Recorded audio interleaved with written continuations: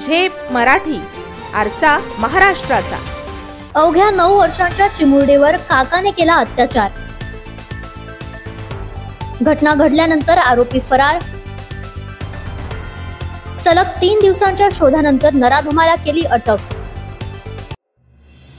धुळे जिल्ह्यातील साक्री तालुक्यात वाघापूर गावात लहान मुलीवर अत्याचार झाल्याची संतापजनक घटना उघडकीस आली आहे। केवळ 9 वर्षांची 4थीत शिकणारी चिमुरडी आपल्या चुलत काकाच्या विकृतीची शिकार ठरली आहे। घरात कुणीही नसताना ही घटना घडली।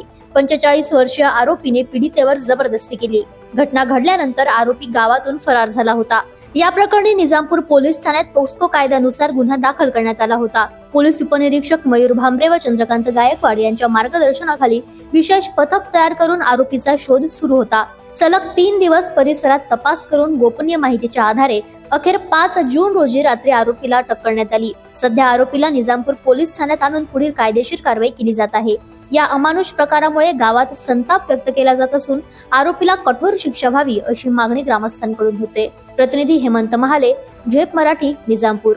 अशाच वेगळ्या आणि ताज्या बातम्यांसाठी पाहत रहा झेप मराठी, आरसा महाराष्ट्राचा। संपादक प्राध्यापक अनिल चव्हाण, धुळे।